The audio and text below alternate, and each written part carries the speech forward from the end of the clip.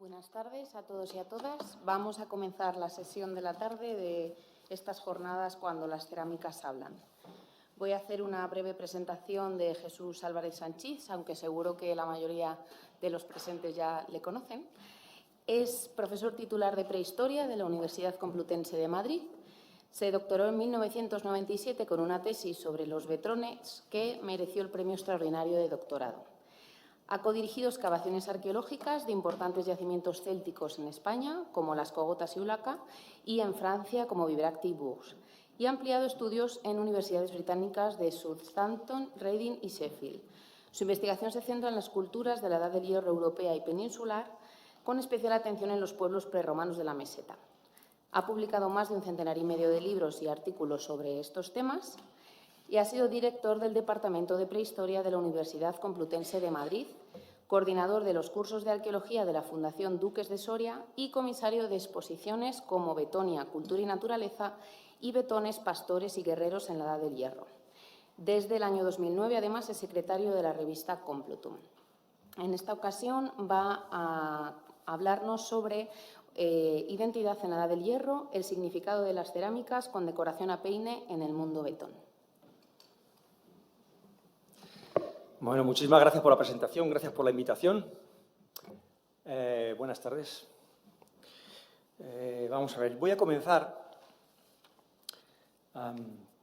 Voy a hacer unas brevísimas, si es posible, consideraciones sobre las relaciones entre cerámica, cocina e identidad. Y seguidamente abordaré, a continuación de ello, como caso de estudio, el de la cerámica peine en el contexto de los betones y de los baccios, que son dos de los principales pueblos del centro y del occidente de la península ibérica.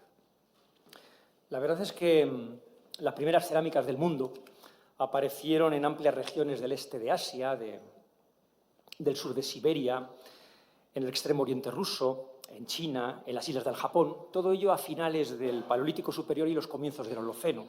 Estaríamos hablando de unas fechas entre los 15.000 y los 8.000 años antes de Cristo. En el norte de África se conocen prácticamente a la misma época, en el contexto de los grupos de cazadores, recolectores, grupos pescadores, gente que se movía por un Sahara pues prácticamente lleno en ese momento de ríos, de abundante fauna y de recursos acuáticos. El modelo de expansión de esta tecnología cerámica o de esta primera tecnología cerámica y sus productos desde los centros de innovación de Asia Oriental y desde el noreste de África, pues como bien prueban los mapas de isócronas, lo que nos están demostrando es que ambos focos lo hicieron de forma totalmente independiente.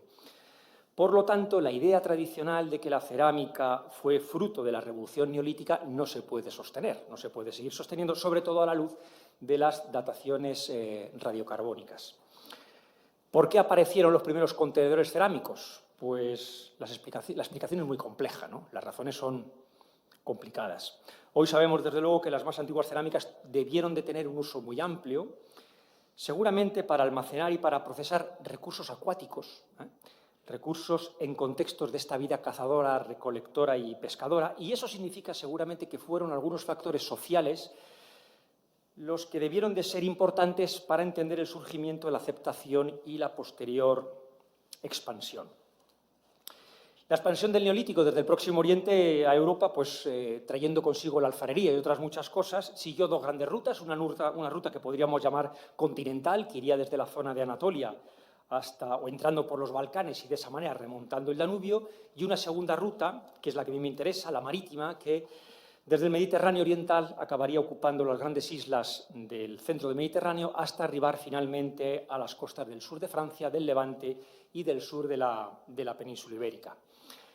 Y en particular, dentro de esta segunda ruta, las cerámicas que se llaman cardiales, las cerámicas impresas de esta época, las cerámicas que introdujeron los neolíticos, las gentes neolíticas, en Iberia alrededor del sexto milenio antes de Cristo, son cerámicas que ya aparecen decoradas con impresiones que están realizadas con la charnela y el borde de la concha, impresiones que de alguna manera recogen decoraciones muy sencillas, que seguramente estamos hablando de cerámicas que ya estaban pensadas para almacenar y para procesar alimentos y que de alguna manera, no nos cabe la menor duda, este tipo de decoración este tipo de cerámica, no sabemos si los contenidos de estas cerámicas, pues debieron de servir para identificar a estos grupos, ¿no?, a estos colonos neolíticos. El neolítico creó una cocina propia. Creó una cocina seguramente dedicada a la preparación de productos vegetales, como las legumbres y los cereales, seguramente también para el pescado, seguramente también para la carne, la grasa animal y algo más tarde para los derivados lácteos. Y los recipientes cerámicos, de alguna forma, tuvieron que ser una herramienta necesaria en esta revolución alimenticia. De este periodo del Neolítico lo fueron también y lo debieron de ser de la Edad del Cobre, de la Edad del Bronce, de la Edad del Hierro y seguramente de periodos posteriores. Y al lado de la cerámica, pues de alguna forma empezaron a aparecer y empezaron a surgir pues, los primeros recipientes que sirven para mezclar alimentos, para presentar, para consumir, etcétera, etcétera, etcétera. En particular, por ejemplo, sería el caso de los llamados o denominados grupos campaniformes de la Edad del Cobre. En el fondo, las cerámicas de esta época, ¿qué ofrecen? Pues lo que ofrecen es un repertorio de formas bien establecido, que además se repiten reiteradamente, se repiten recurrentemente, y una compleja y muy cuidada decoración incisa, impresa, con motivos geométricos dispuestos en bandas por la superficie de estos recipientes. Lo cierto es que la valoración social es que se trataba de cerámicas elaboradas por alfareros muy especializados, con una amplia red de contactos que producían piezas de prestigio y de alto contenido simbólico. Solo de esta manera es posible comprender, de alguna forma, la extraordinaria similitud de estas producciones campaniformes en el tiempo y en el espacio y los elementos de ajuar que habitualmente acompañaban a estos conjuntos. De alguna manera, la diversidad de los esquemas decorativos que vemos en estas cerámicas es lo que permite establecer estilos, permite establecer áreas de distribución y, sin duda alguna, estas cerámicas debían de transmitir códigos visuales con contenidos de identidad y de demarcación que por ahora todavía se nos escapan. Estos recipientes debieron de jugar, sin duda, pues, un papel muy importante en los ritos sociales, en los banquetes funerarios, en los banquetes ceremoniales, momentos de exaltación, ¿no?, momentos de ostentación individual, de ostentación individual que con el alcohol o el consumo del alcohol y el consumo de ciertas drogas, probablemente sustancias psicotrópicas y, por tanto, una forma de transformación de los sentidos, pues gracias a ellos se establecerían pactos políticos, pactos sociales y acaso la transmisión de conocimientos especializados. Es cierto que la tradición arqueológica ha estudiado las cerámicas en el fondo ¿para qué? Bueno, pues para establecer grupos culturales y horizontes cronológicos más o menos definidos. Pero es cierto también que en los últimos años los estudios se han ampliado a la exploración de la tecnología, de los procesos de elaboración, de la funcionalidad de estas cerámicas, del uso y los códigos simbólicos que en última instancia pues, debieron de reflejar sus formas y sus decoraciones y que bien pudieron derivar en usos religiosos o en usos ceremoniales. La cerámica, al fin y al cabo, empezaba a convertirse en un poderoso medio para expresar identidades y para expresar contactos entre las sociedades. El estudio de Padilla, en este sentido, pues no deja de ser un ejemplo excelente de las posibilidades de este tipo de trabajos, en donde lo que se plantea es la recuperación de toda la cadena operativa, ¿no?, de toda la cadena tecnológica operativa de la producción cerámica, en la época, en este caso, de Cogotas I, a partir de la información del yacimiento epónimo. Se trata, en última instancia, de un protocolo de actuación, es decir, una herramienta que permite indagar en la tecnología cerámica, en la interacción social y en los significados culturales que se desprenden de ella. En definitiva, situar los estudios cerámicos en el corazón de las sociedades del pasado para descubrir distintos tipos de identidad. Todavía en la Edad del Hierro, la tradición de las cerámicas decoradas de la Edad del Bronce o la tradición de las cerámicas cogotianas pervive y se mezcla con tradiciones locales autóctonas y con las tradiciones locales alfareras del mundo de los campos de urnas, hasta el punto de que yacimientos de estas centurias de esta época pues nos muestran ese proceso de disolución del mundo de finales del Bronce, del mundo cogoteño, y la combinación de motivos decorativos que de alguna manera debe de traducir unos procesos de intercambio, seguramente mezcla de poblaciones, pero que todavía, desgraciadamente, conocemos muy mal. Lo intuimos, pero no lo conocemos bien. Ese interés ha sido mucho más acusado en el caso de los pueblos que habitaron la meseta a finales de la Edad del Hierro. Claro que aquí lo que contamos es con la inestimable ayuda de las fuentes clásicas, de las fuentes escritas, en la medida en que, en el contexto de esta época, un grupo étnico pudo haber sido cualquier grupo humano que se considerara distinto a otros, cualquier grupo humano que de alguna manera se considerara distinto a sus vecinos, o que estos lo vieran así. De manera que el análisis arqueológico, a partir de ahora, lo que va a intentar inferir es, a partir de los restos materiales y, por tanto, a partir de las cerámicas, cómo las sociedades del hierro se consideraron y se vieron diferentes unas respecto a otras. Las razones por las que se debieron decorar las cerámicas son muy complicadas, como decía al comienzo, ¿no? Pero desde los años 70 del siglo XX, del siglo pasado, se destacó una estrecha relación entre decoración cerámica e interacción social. Vamos a ver, la decoración de los recipientes cerámicos transmite información, y transmite una información sobre los hombres y las mujeres que los usaban. Pues de la misma manera que los trajes populares en las comunidades campesinas pues nos informan de la edad, del sexo, del estado civil o incluso del territorio de origen de sus portadores, algo que era evidente en Europa por lo menos desde los tiempos de la Edad del Bronce. Y un ejemplo plástico de estas ideas pues ha sido o fue, hace algunos años, nuestro ensayo sobre las cerámicas, sobre la etnicidad vetona y sobre el recurso de las cerámicas a peine, así se las llama por la decoración incisa que se consigue con la presión de un punzón sobre la pasta tierna de la cerámica. De alguna manera, este es el modelo que nos ha servido a través de estas decoraciones intentar rastrear arqueológicamente la configuración de este pueblo prerromano. Y para esta tarea partimos de dos premisas fundamentales. Primero, un grupo étnico conocido en las fuentes. Y segundo, un territorio históricamente documentado. Cuestiones ambas que son cruciales para poder hacer viable lo que podríamos llamar una especie de arqueología de la etnicidad, o una especie de arqueología de la identidad.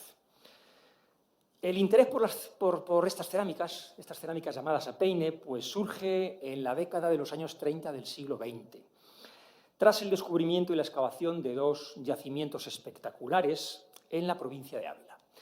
De un lado las cogotas en el término municipal de Cardeñosa y de otro la necrópolis de la Osera en el término municipal de Chamartín. Ambos yacimientos se sitúan aproximadamente a unos 20-25 kilómetros de Ávila capital. Ambos sitios fueron identificados por Juan Cabré, el arqueólogo Juan Cabré, como reliquias de los antiguos vetones, y los hallazgos alimentaron la curiosidad por la prehistoria más reciente de la meseta occidental que el nuevo enfoque científico otorgado a las excavaciones había puesto al descubierto. Cabré propuso en su época, durante su vida académica, él propuso la existencia de dos grupos culturales nuevos. Por un lado, lo que llamaríamos el grupo de finales de la Edad del Bronce e inicios del Hierro, caracterizado, entre otras cosas, por las típicas cerámicas de excisión y de boquique, y por otro, el que a mí me interesa, el que a nosotros nos interesa, los grupos de la Segunda Edad del Hierro, también llamados grupos de la cultura de Cogotas II, estableciendo una absoluta identificación en el plano arqueológico con los castros fortificados de la época, con las necrópolis de incineración, con ciertos tipos de armamento, las cerámicas a peine y las famosas esculturas de toros y cerdos, las llamadas genéricamente esculturas de berracos. De manera que la investigación derivó a partir de esos años en un absoluto predominio de la tipología, de los berracos, de las murallas, de las armas, también de las cerámicas, y la cerámica peinada pues acabó convirtiéndose algo así como una especie de fósil guía de una larga secuencia en una zona demasiado amplia. Desde luego, la idea de que a partir del Bronce final existen grupos arqueológicos bien definidos en el territorio que ofrecen continuidades culturales hasta la Segunda Edad del Hierro, pues ha constituido la base para buscar esa especie de etnogénesis de los pueblos prerromanos y una contribución positiva a la etnicidad pretérita de los pueblos prerromanos, sin lugar a dudas, son sus cerámicas. Un análisis detallado, llevando ya más al fondo de la cuestión, de estas cerámicas de la Edad del Hierro nos llevó a plantear la existencia de tres tipos de categorías. Por un lado, motivos comunes, Por otro, motivos predominantes en comarcas o regiones y, finalmente, motivos exclusivos de algunos asentamientos. Muestras muy significativas que hemos estudiado, por ejemplo, las que proceden del yacimiento vácteo de Padilla de Duero, con más de 200 vasos recuperados. Las que proceden de los yacimientos betones de las Cogotas, con cerca de 100 ejemplares, o de una de las zonas del cementerio de la Osera, la zona 6, con aproximadamente medio centenar. Con todos esos ejemplares, con todos esos recipientes, nos permitieron de alguna forma valorar que sobre la base de un peine sencillo, los alfareros y las alfareras desarrollaron talleres muy personales, hasta el punto de que la coincidencia entre las producciones incisas del ámbito betón y un gusto mucho más acusado por producciones impresas o inciso-impresas en las comunidades vácteas y celtibéricas tiene suficiente entidad como para acreditar lo que acabo de decir. Otro indicio sería, por ejemplo, la predilección por los temas de espiguilla y líneas de puntillado en las necrópolis del Duero frente a las barrocas cesterías en la meseta occidental. De igual manera, si vamos más allá, un análisis de las decoraciones permite descender no solo a la atribución étnica de la alfarería, sino incluso al carácter microlocacional de la misma. Solo en las necrópolis betonas de Ávila, los 4 motivos más abundantes proporcionaron distintas frecuencias. Por ejemplo, temas de cestería, bandas en zigzag, soles, estrellas y sogueados, en el caso de las cogotas, pues alrededor de un 40% las primeras. Sogueados un 60%, más bandas en zigzag, sogueado, zigzag y cestería en la Osera. Motivos de tipo almendrado de alrededor de un 50% y otras bandas en el castro del Raso de Candelera. Es decir, en última instancia, lo que hemos podido apreciar es que hay un gusto acusado por ciertos tipos en función del yacimiento. Y estamos hablando de sitios que están situados aproximadamente a unos 20-30 kilómetros de distancia. 1 o 2 jornadas a caballo. Sitios contemporáneos en el espacio, en el tiempo, con comunidades que se vieron y que fueron testigos de los aconteceres diarios. Y que, sin embargo, optaron y decidieron por utilizar esquemas, diseños y estilos completamente distintos. Esto también se puede apreciar incluso en los peines. En las púas de los peines. 2 y 3 púas son propias del gusto de las gentes cogoteñas. En el Raso, por ejemplo, sin embargo, las púas se sitúan, o los peines se sitúan entre 3 y 4 púas. Y en la necrópolis de la Sera, en el castro de Chamartín, los gustos son mucho más acusados hacia modelos de cerámicas a peine que usan o que recurren a peines de 4 y 5 púas. De manera que la impresión que obtenemos a priori es que hay marcadas diferencias a nivel de asentamiento. No estamos hablando de poleis, no hablamos de ciudades, pero lógicamente si hiciéramos una comparativa con lo que está pasando en ese momento en la Celtiberia, con ciudades que van a empezar o están a punto de empezar a acuñar moneda propia, ciudades con gente que se identifica no con el territorio, no con la población, con la ciudad en sí mismo, pues algo parecido de alguna manera podríamos ver aquí. O dicho de otra forma, si los artesanos de estas comunidades desarrollaron talleres propios, eso podría significar o podría ser un buen reflejo del deseo de estos especialistas y de los grupos que representan de demostrar su identidad a través de símbolos visuales. Pero la alfarería de la meseta permite explorar otras cuestiones muy interesantes. Por ejemplo, las cerámicas peinadas más antiguas, las más antiguas que conocemos, que vienen de Sanchorreja, del Cerro de San Vicente, de La Mota, de Cuéllar, hablo de Segovia, de Ávila, de Salamanca, de Valladolid. Son cerámicas que se fechan alrededor de los siglos VII, VI a.C. Y esas cerámicas, como puede verse en la imagen, mantienen una cierta homogeneidad. Son cerámicas, son composiciones sencillas en un territorio extenso, como es el Valle del Duero y las penillanuras occidentales de la meseta. La decoración aquí cubre prácticamente la mayor parte de la superficie de los vasos y el repertorio de formas es muy limitado. Cuencos, platos, unos pocos vasos de tendencia carenada. Su origen se ha relacionado con las cerámicas incisas del grupo Soto, pero es verdad que algunos motivos y el hecho de la decoración interior apunta sobre todo a cerámicas pintadas del suroeste. Ahora bien, que podamos establecer un hilo conductor, salvando las distancias, en las tradiciones alfareras de las cerámicas peinadas durante la primera edad del hierro, no significa que ya desde entonces, desde el siglo VII, existieran los vácteos o los betones tal y como son conceptualizados por los escritores clásicos en el siglo II a.C. Desde luego, nuestra descripción de lo que pudo acontecer entre el año 400 y el año 200 antes de la era es solamente parcialmente comprensible, pero es indudable que en el transcurso de esos años se detectan profundos profundísimos cambios en los sistemas de asentamiento, en la industria y en las prácticas funerarias. Y conviene tener presente que muy posiblemente la llegada de gentes y la llegada de nuevos productos marcara el inicio de una lenta y progresiva tendencia a abandonar formas de vida relativamente inmovilistas y desarrollar nuevas formas de explotación de la tierra. Proceso que se podría correlacionar con la importancia que iría adquiriendo en este momento el armamento, ciertos accesorios de moda, las fíbulas, los famosos broches, los brazaletes, los collares, los vestidos y, ¿por qué no?, como nuevas formas de identificación étnica, las propias cerámicas. Los cambios en los equipos cerámicos y en las decoraciones de los equipos cerámicos van en esa dirección. Probablemente las decoraciones a peine lo que están haciendo es reproducir estampados de las telas que se relacionarían con otros elementos accesorios del vestuario personal de mujeres y de hombres e incluso del armamento. Pero, sin duda, la identificación de estos motivos revela que existió alguna forma de separación intencional entre grupos que antaño, en la primera edad del hierro, compartían un extenso territorio.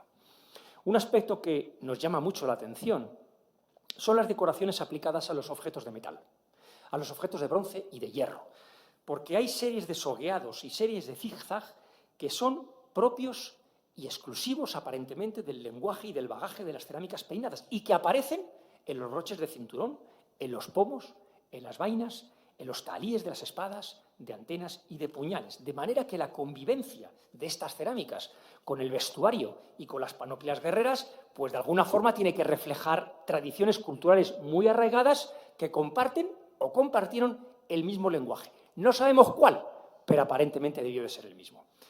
Todavía hay mucho que indagar en este tema, sobre todo porque, por ejemplo, la potencial movilidad de las cerámicas peinadas, la concentración de estos recipientes en los asentamientos de la meseta y en los asentamientos del Valle del Duero sugiere un intento muy claro por demarcar fronteras para la circulación de estos productos, porque si uno se detiene de forma detallada a mirar el mapa, podrá observar que estas cerámicas apenas arriban a las tierras del noroeste, a eso que llamamos el mundo de los galaicos. Apenas llegan al sur, al mundo carpetano u oretano. Tampoco llegan al extremo occidental de la meseta, el ámbito lusitano. Por el contrario, aunque con técnicas y motivos bien diferenciados, estas cerámicas peinadas mantienen cierta fluidez en tierras vácceas y en tierras betonas, y en menor medida, pero algo en el mundo arébaco, en la cultura celtibérica de esta zona. Y esto podría denotar pues la fuerza de la tradición alfarera en estas regiones. La moda que representa esta producción ancestral y compartida sugiere que las tierras del interior mantuvieron una importante red de intercambios. Apenas sabemos nada sobre las funciones de estos vasos peinados.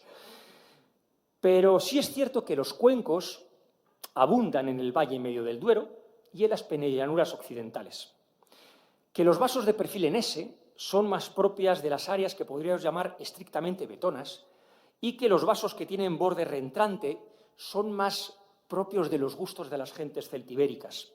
En todo caso, lo que estamos observando es, y esto sí es importante, una tendencia a un predominio cada vez mayor de decorar vasos de pequeño formato, frente a las decoraciones de los recipientes de épocas anteriores, de anteriores generaciones, de la primera del hierro, de esos siglos VII y VI a.C., los que hacía mención. Por tanto, el aumento de recipientes de pequeño tamaño y su presunto uso individual, pues empieza a ser reconocido. También lo vemos en algunos yacimientos europeos, lo vemos también en el centro de la meseta y, por tanto, es posible que tengamos que empezar a pensar que ciertos usos culinarios y ciertos usos rituales empezaron a perder carácter comunal, empezaron a perder sentido colectivo y, por el contrario, fueron adquiriendo progresivamente un mayor protagonismo individual. Todo lo que sabemos sobre la organización social de esta época nos autoriza a pensar, en relación a lo que acabo de comentar, que la asociación de valores aristocráticos, como la guerra, como la caza y la bebida, eran características en la época. Y los elementos de prestigio más frecuentes en las necrópolis pues son esos.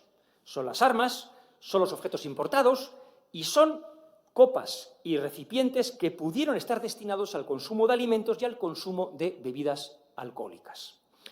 ¿La abundancia de vasos a peine en la Segunda Edad del Hierro podría estar acaso reflejando el crecimiento del papel social de ciertos individuos?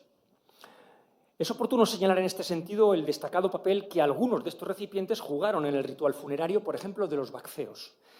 Las tumbas 28 y 32 de la necrópolis de Pintea, en Las Ruedas, en Padilla de Duero, datadas a finales del siglo IV y comienzos del siglo III a.C., son las únicas que han proporcionado armamento damasquinado, tanto el puñal como la espada, y cuyas urnas cinerarias se corresponden con cuencos decorados a peine. Estas cerámicas aparecen en otras tumbas, es verdad, pero solo cumplieron funciones cinerarias en los casos que acabo de citar. De manera que este elemento, de una manera u otra, pudo haber tenido una función concreta y pudo haber simbolizado, en cierto sentido, la jerarquía. Pero si nos vamos a tierras bretones ocurre otro tanto de lo mismo.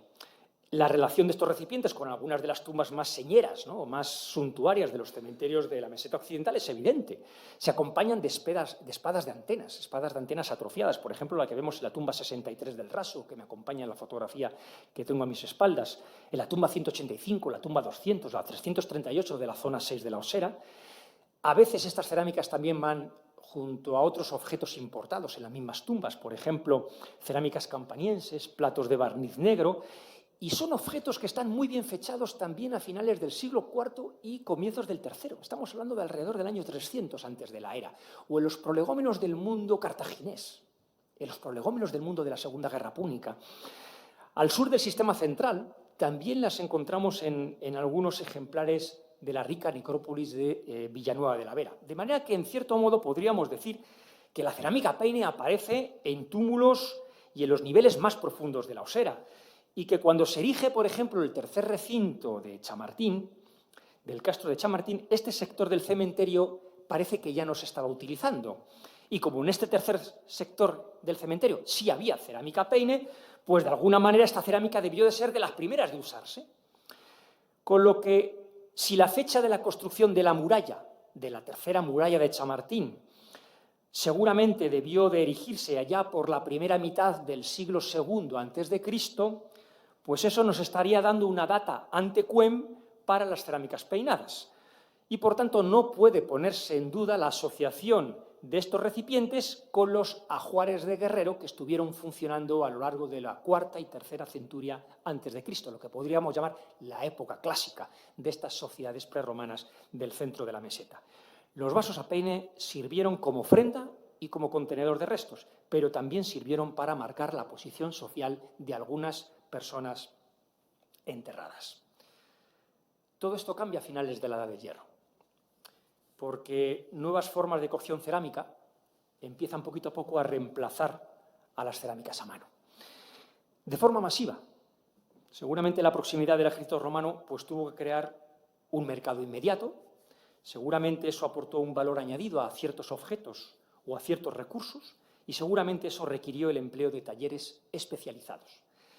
Este fenómeno tuvo que tener importantísimas implicaciones respecto a la forma utilizada por las comunidades indígenas para transmitir información o para expresar identidades. En tiempos de la conquista, evidentemente, porque antes de la conquista una parte importante de la cerámica se elaboraba a mano. Antes de la conquista, una parte importante de la cerámica se decoraba individualmente. Pero a partir del siglo II a.C., con la fabricación industrial de la cerámica, un tipo de tecnología que ya se conocía desde el siglo IV, pero que empieza a aplicarse de forma sistemática a partir del año 200 a.C., es decir, en el momento en que surge una demanda que requiere, que exige, que necesita, reclama de esa producción industrializada. Bueno, pues coincidiendo con la fabricación industrial de la cerámica a torno, la decoración de los vasos cambió de forma totalmente radical. No debería entonces resultar extraño que la forma de expresar identidades cambiara también en el registro. Nos faltan, desgraciadamente, estudios en esa dirección. Pero, desde luego, la producción en masa de cerámicas a torno en los Ópida o en los poblados fortificados de finales de la Edad del Hierro, del siglo II y del siglo I, sugiere que ahora estas cerámicas o las decoraciones de estas cerámicas jugaban un papel radicalmente distinto a la hora de transmitir información sobre las gentes que las usaban y que las portaban. Ciertamente, detrás de estas identidades étnicas de las poblaciones prerromanas, pues nos quedan muchos aspectos por dilucidar. En realidad solamente estamos empezando a preguntar y a construir metodologías para vislumbrar lo que representó ser vetón, ser vacceo, ser lusitano o cualquier otra identidad de las gentes de la época. ¿Qué relevancia tuvo en su identidad o qué relevancia tuvo en su vida lo que acabo de contar? Pues tal vez uno de los elementos más importantes en esta cuestión sea la iconografía de los grupos étnicos. Lamentablemente muy pobre y muy escasa entre las comunidades meseteñas de la Edad del Hierro. Las imágenes de cómo se veían ellas mismas son muy complejas y muy diversas, pero seguramente tienen mucho que ver con los sentidos y con las emociones de cada época. Y la emotividad tiene mucho que ver con el sentimiento de pertenencia a una identidad. Y si no, que no nos cuente lo contrario con lo que estamos viendo recientemente.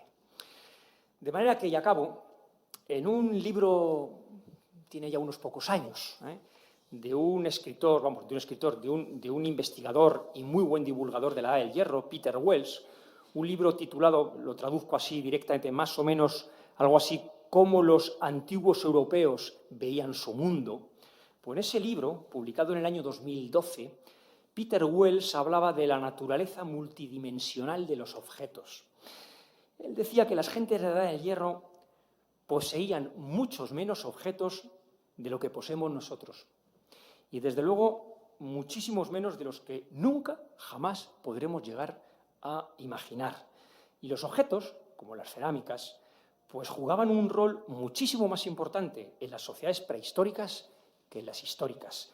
De manera que un objeto cotidiano debió de significar mucho menos, o debe de significar mucho menos para nosotros de lo que pudo haber sido en el pasado, y todavía mucho más de lo que pudo haber sido en una sociedad prehistórica. ¿Cómo percibían los vetones los diseños que decoraban sus cerámicas peinadas? Como nosotros. El mundo visual de estas gentes debió de ser profundamente diferente del nuestro, incluso de la propia Roma. Muchísimas gracias.